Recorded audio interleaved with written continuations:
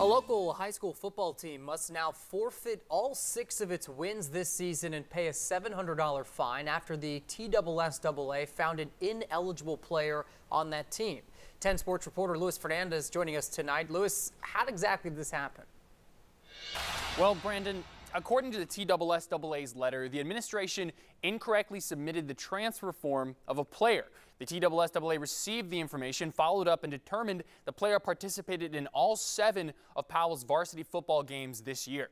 In a statement released today, Powell AD Chad Smith said these circumstances are a result of incorrect documentation. There has never been any effort or intention whatsoever to misrepresent the athletic interests of Powell High School. He continued to say the school will comply with the TSSAA instructions. Unfortunately, this has a huge impact on the Panthers football team and its players. At 6-1, Powell was on pace for its best season since 2012.